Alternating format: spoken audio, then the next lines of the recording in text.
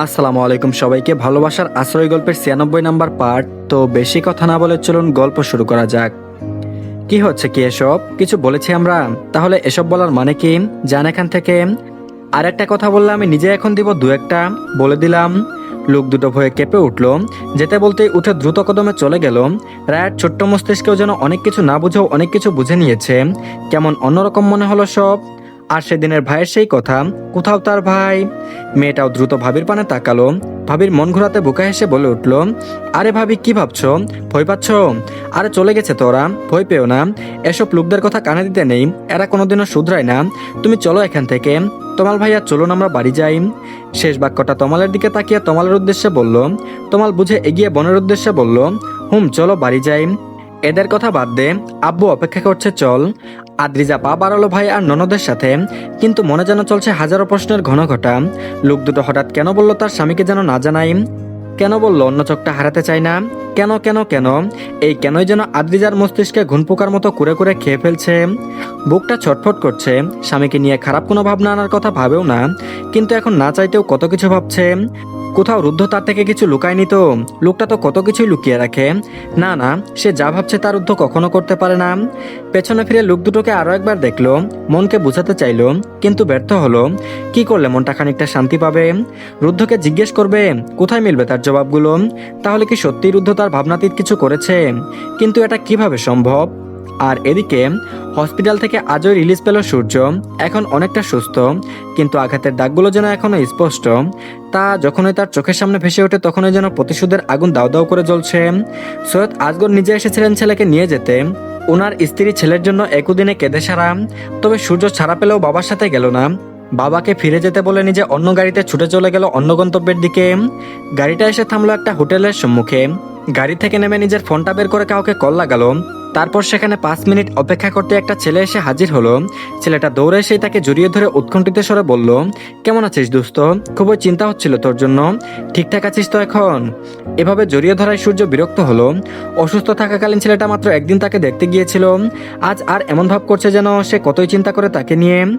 ইচ্ছে করছে মাথার উপর ওই জটলা পাকানো চুলগুলোই টেনে ছিঁড়ে ফেলতে, তবে বন্ধু বিদায় তা করলো না। বিরক্ত অবদানে নিজের থেকে ছেলেটাকে সরিয়ে দিয়ে রাগত স্বরে বলল, দূরে থাক সাব্বির, তোর এই গায়ে পড়া স্বভাব আমার পছন্দ না। এসব মেয়েদের সাথে করবি, ছাড় আমাকে। সাব্বির সূর্যকে ছেড়ে দিয়ে বুকা হাসলো, সাথে মুখের লম্বা দাড়িগুলোতে হাতাতে শুরু করলো। এটা তার একটা অভ্যাস বটে। সূর্য আরো বিরক্ত হয়ে আগে হাঁটা দিল হোটেলের ভেতরে। সেই দেখা দেখি সাব্বিরও গেল। দুজনে সে স্থির হলো একটা রুমের সামনে। দরজায় নক করতে ভেতর থেকে গমগমে স্বরে বলে উঠল কেউ, দরজা খোলা আছে। ছোট শব্দের জবাব পেতেই দুজন ভেতরে প্রবেশ করে দরজাটা লক করে দিল। ভেতরটা দিনের বেলায়ও কেমন অন্ধকার করে রাখা। সূর্য গিয়ে আগে লাইট অন করলো। এতেই যেন রেগে গেল সেখানে আগে থেকে অবস্থান করা জাহিদ। রেগে চিৎকার করে উঠল, তারপর বলল, আলো বন্ধ কর শালা, অসহ্য লাগছে সব। সূর্য মানল না, এগিয়ে গিয়ে বসলো বেডের এক কোনায়। পাশে সাব্বির গিয়েও বসলো জাহিদ বসা কাউচের উপর। সূর্য চোখ ছোট করে জবাব দিল, আমি তোর মতো অন্ধকারে থাকতে পছন্দ করি না। না পারলে এখান থেকে চলে যা, না হলে তোদেরও এক একটাকে কেটে কেটে রেখে দিব বলে দিলাম। জাহিদের জবাব শুনে রাগ হলো বোধহয় সূর্যের। জাহিদের এই বস হওয়ার ব্যাপারটা তার মোটেও পছন্দ নয়, কিন্তু কি করার, অনেক দিনের বন্ধু তারা, অনেক ছোট ছোট কাজ করে আসছে একসাথে। দীর্ঘশ্বাস ফেলে বলল, রাগটা আমার প্রতি না খাটিয়ে ওর প্রতি দেখা, আমি কি করেছি? এই প্রশ্নে যেন জাহিদ আরো রাগলো। হালকা ঝুঁকে বসে চোখ রক্তলাল করে চক্ষু নিক্ষেপ করে হিসিয়ে বলে উঠল, বুঝতে পারছিস না তুই কি করেছিস তাই না? শালা লোভ সামলাতে পারিস না? কে বলেছিল ওই মেয়ের শরীরে হাত দিতে? কে বলেছিল মুখটা সবাইকে সুন্দর করে দেখাতে?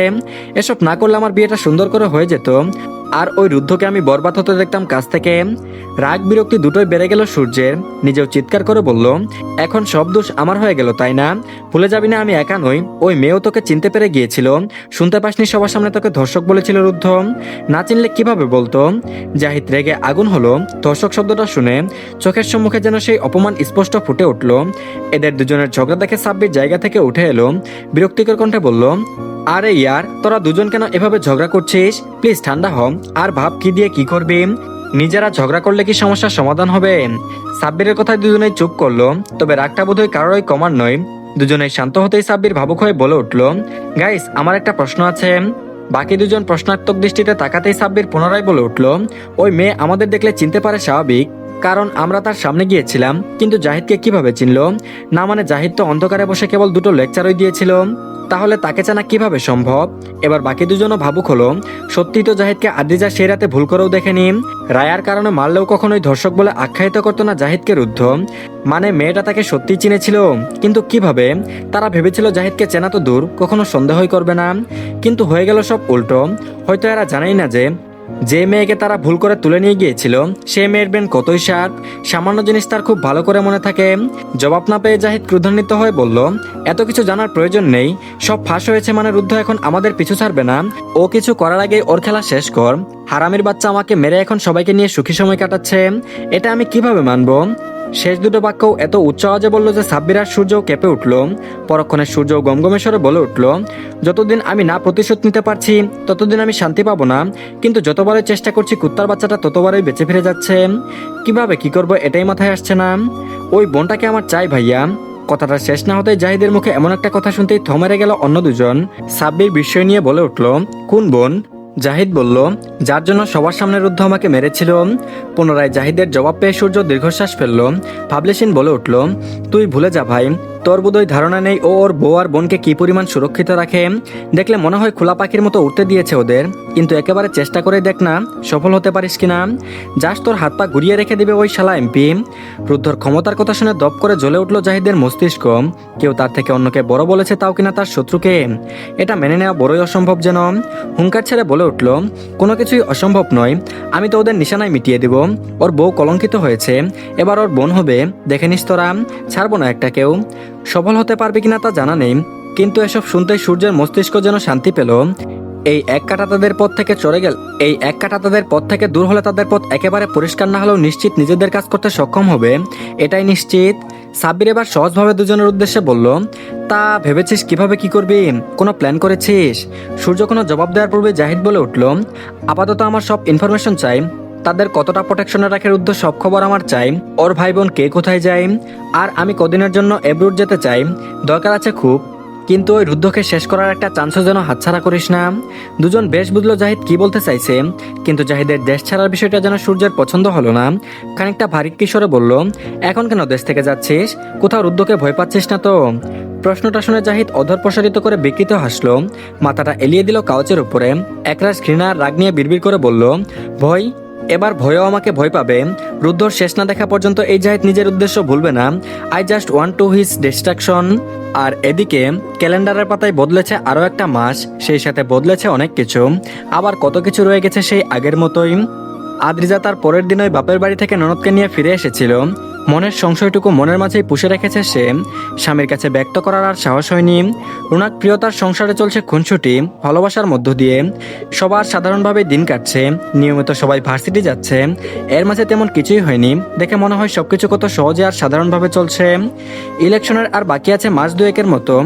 এই তো কিছুদিন বাদে সিলেকশন, তারপর মার্কা সিলেক্ট হলেই প্রচারণা শুরু, আর তার কিছুদিন বাদেই ভোট। এই কারণে রুদ্ধর ব্যস্ততা বেড়ে গেছে শতগুণ। যেখানে সেখানে গিয়ে মানুষদের খোঁজ নেওয়া, তাদের সমস্যার সমাধান করা, সমাবেশ করা, এসব করতে করতেই তার কেটে যাচ্ছে সকাল সন্ধ্যা। বাড়ি ফিরতে অনেক রাত করে, ফলস্বরূপ বউকে আজকাল সময় দেওয়া হচ্ছে না তার দ্বারা। আদ্রিজাও নিজেকে স্বামীর ব্যস্ততার সাথে মানিয়ে নিয়েছে। একজন এমপিকে বিয়ে করলে এতটুকু তো সহ্য করতেই হবে। ঈশানীর সংসারে এখন অভিমানের ঘনঘটা। বেচারা নাসিমও আজ পারেনি বউকে মনের কথাগুলো বলে উঠতে। ভাইয়ের সাথে তারও বেড়েছে কাজের চাপ, রাত করে বাড়ি ফিরতে হয় বিধায় ঈশানীকে মেঘমহলে রেখে আসে বেশিরভাগ সময়। এতে যে মেয়েটার অভিমান আরো গাঢ় হচ্ছে তা সে ভালোই বুঝতে পারে, কিন্তু এতে সে কি করবে কিছুই বুঝে পায় না। সে তার নিজের রুমে ফিরে এসেছে, কিন্তু তাদের মাঝের দূরত্বটুকু এতটুকু কমেনি। মেয়েটা যখন ওই তার ফ্ল্যাটে থাকে তখন অন্য রুমটা ইউজ করে। কয়েকবার সে বলেছিল রুমে ঘুমাতে, কিন্তু তা মেয়েটা শুনেনি। এতে নাসিম কখনো জোর করেনি। কাল রাতে ঈশানী ফিরেছে ফ্ল্যাটে, আজ খুব ভোরে ঘুম ভেঙে গেল তার। ফ্রেশ হয়ে রুম থেকে বেরিয়ে এসে দেখলো স্বামী অন্য রুম এখনো বন্ধ, মানে ছেলেটা এখনো ওঠেনি। ফেরেই কত রাত করে, ওঠে ভোরে, তবে আজ দেরি হচ্ছে। তার অভিমান যতই থাকুক, চিন্তা তো হয় ঠিকই লোকটার জন্য, কিন্তু ইলেকশনের আগমনে ব্যস্ততা বাড়বে এটাই স্বাভাবিক। ঈশানীর মাথায় আজ হঠাৎ অন্য খেলা চাপলো। বিয়ের পরে এখনো পর্যন্ত সে একদিনও রান্না করেনি, ছেলেটাই ভোরে উঠে রান্না করে রেখে যায়। আজ ইচ্ছা হলো সে কিছু রান্না করুক স্বামীর জন্য। বিয়ের পর যে কদিন মেঘমহলে থেকেছে, প্রতিদিন দুই ভাবি আর মামির সাথে কিচেনে থেকেছে, যাতে রান্নাটা একটু আয়ত্ত করতে পারে। না হলে বিয়ের আগে তো কখনো রান্নার কথা মাথাতেও আনেনি সে। ঈশানী কিচেনে গিয়ে প্রয়োজনীয় জিনিস বের করে সুন্দর করে কাটতে শুরু করলো। ওভেনে কড়াই বসালো রান্না করার উদ্দেশ্যে। এখনো খুব ভালো বা অনেক পদের রান্না সে পারে না, শুধু ডাল মাছ আর দু একটা সবজি রান্না করা শিখেছে। তাই করার চেষ্টা করলো, যতটুকু পারলো নিজের মতো রান্না করতে লাগলো মেয়েটা। তো ধন্যবাদ সবাইকে, এই পার্টটি এই পর্যন্তই। পরবর্তী পার্টও দিয়ে দেওয়া হয়েছে, সবাই দেখে নিন। আর তার আগে অবশ্যই সবাই চ্যানেলটিকে সাবস্ক্রাইব করে দিয়েন, আর ভিডিওতে অবশ্যই লাইক দিয়েন। তো ভালো থাকবেন সবাই, আল্লাহ হাফেজ।